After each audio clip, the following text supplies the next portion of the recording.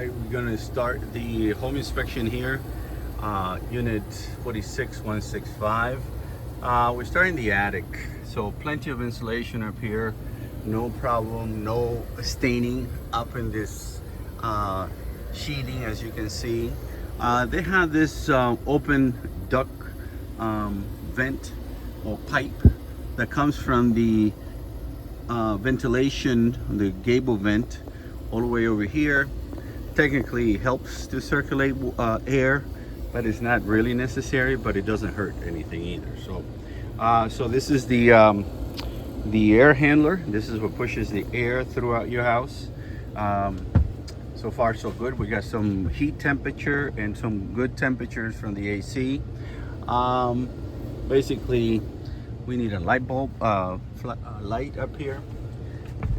The light bulb seems to be burnt, but at any rate, not bad. It looks good up here, up in the attic. Like I said, plenty of insulation and no problem over here in terms of the gable vents and also the circulation and the insulation. As you can see, plenty of insulation here. So plenty of insulation throughout, and no staining, and might need a light bulb in here. All right, so I'm gonna go down again just like I did on the outside. Obviously I'm going down the attic access. Right here is in one of the bedrooms, so we'll go down here, and then this is a switch for the light in the attic. It's just not working right now, so you just have to be replaced. So coming down this way very carefully, and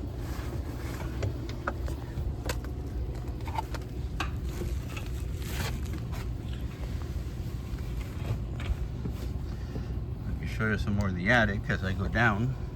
It's called a catwalk, and there's no staining in here, so that's a good thing.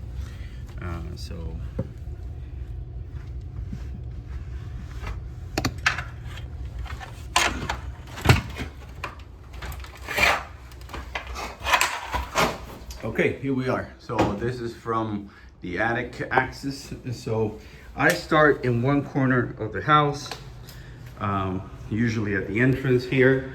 I go all the way around, make sure that I check all the outlets, and I check for power. And if there's any stain, I check for stains with this moisture detector. For electricity, I use this wireless probe, and I look to make sure that there is no problem with the electricity, that you have power. And then at the same token, I use this tester. It will give me the information that I need. If there's something wrong with the wires, it says it's correct. It gives me the voltage. Average should be 120, 119, but no problems on the outlets. If you see one of the outlets upside down, that means that it's controlled by a wall switch. So that's on those. On the electrical, this is what I will use for if I found a stain, any staining. I didn't see any stains up there, so I use this moisture reader, and it'll give me an indication if there's something wrong there. Then I use this. This is an infrared to look for insulation, and I pass it through the exterior walls, and if there's anything that it needs to pick up, it would indicate. For example, here you can see that this is changing because the lights are hot, so this is what it would do, and then I'll take a picture of it.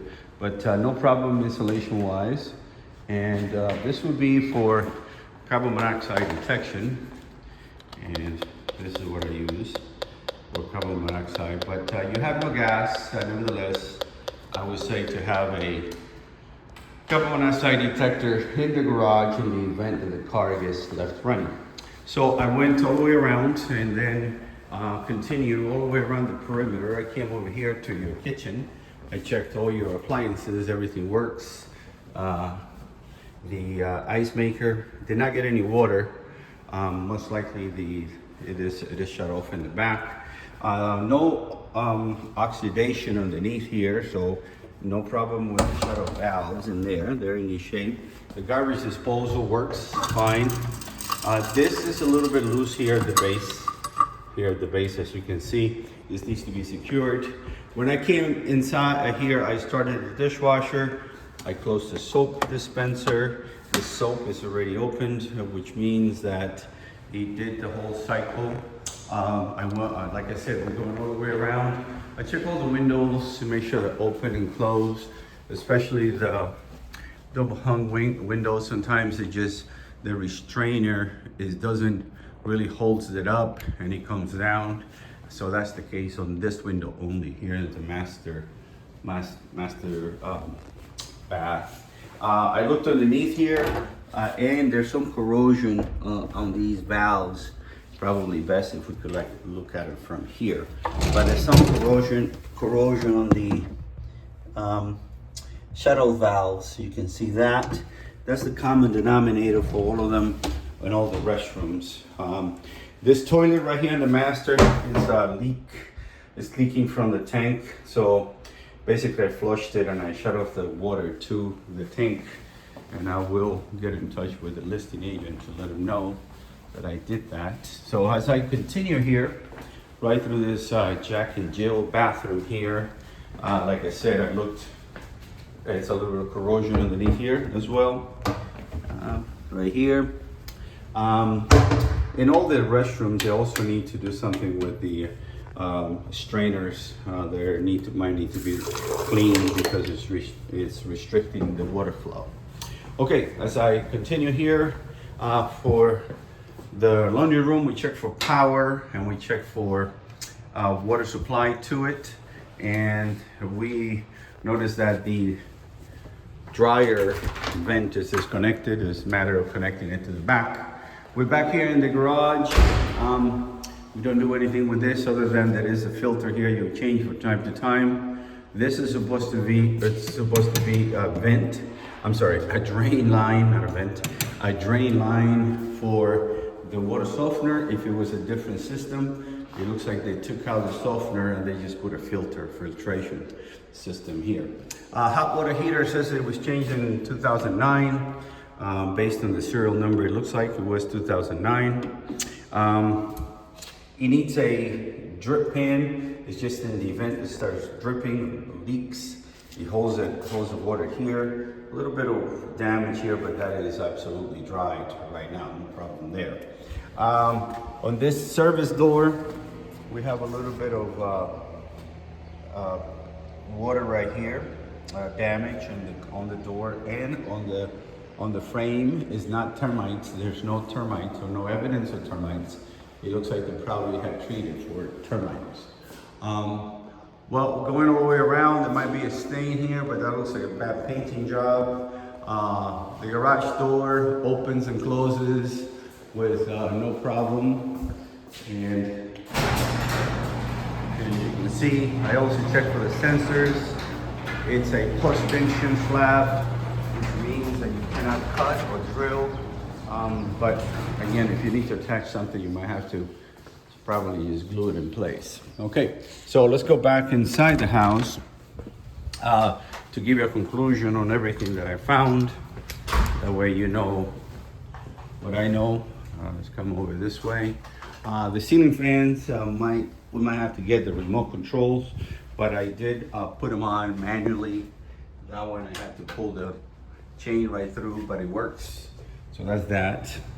So basically, conclusion is the roof, like I said in the video, on the exterior video, you will see that there are a few broken tiles and a few tiles that are displaced, and some broken concrete packs. On the fence, on the south side of the fence, it needs to be secured. It's loose. That's on the exterior. A couple other minor things. A little bit. There's a water leak on the connection to the irrigation system.